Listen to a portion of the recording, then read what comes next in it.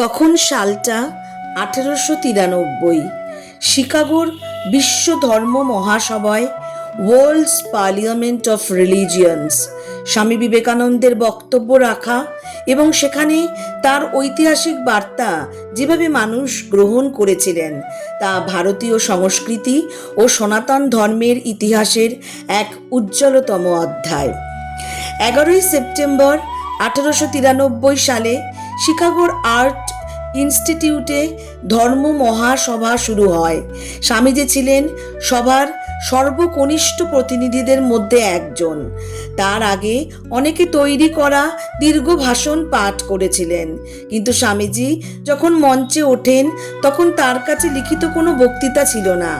স্বামীজি অন্য বক্তাদের মতো প্রথাগত আনুষ্ঠানিকতা দিয়ে শুরু না করে তার গমগমে ও তেজস্বী কণ্ঠে উচ্চারণ করেছিলেন sisters and brothers of America, অর্থাৎ আমেরিকার বোনেরা ও ভাইরা। এই 5টি শব্দের মধ্যে লুকিয়েছিল সার্বজনীন ভ্রাতৃত্ববোধ এবং আন্তরিক ভালোবাসা, যা সরাসরি শ্রোতাদের হৃদয়ে গিয়ে পৌঁছেছিল। স্বামীজি তার সংক্ষিপ্ত ভাষণে কোনো নির্দিষ্ট ধর্মীয় গোঁড়ামির কথা বলেননি। তিনি তুলে ধরেছিলেন সার্বজনীন সহনশীলতা ও গ্রহণযোগ্যতা। ভারত কিভাবে যুগে যুগে নিপীড়িত ও শরণার্থী মানুষকে আশ্রয় দিয়েছে। সকল ধর্মের মূল সত্য কিন্তু এক। বিভিন্ন নদীর জল যেমন শেষ পর্যন্ত একই সমুদ্র গিয়ে মেশে, তেমনি সমস্ত ধর্মীয় পথই একই ঈশ্বরের কাছে পৌঁছায়। গোঁড়ামি ও কঠোর পন্থার অবসান করা দরকার।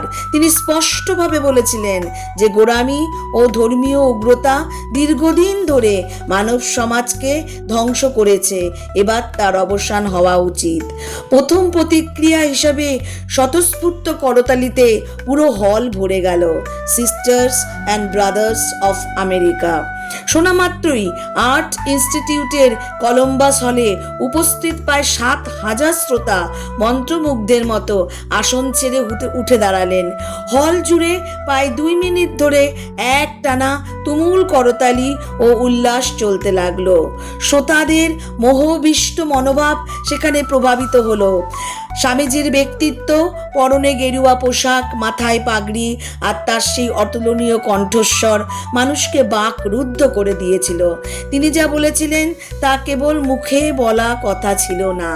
স্বামীজির এই ভাষণ বিশ্বমঞ্চে ভারতকে এক নতুন মর্যাদায় প্রতিষ্ঠিত করেছিল এবং পাশ্চাত্যের মানুষের চোখ খুলে দিয়েছিল।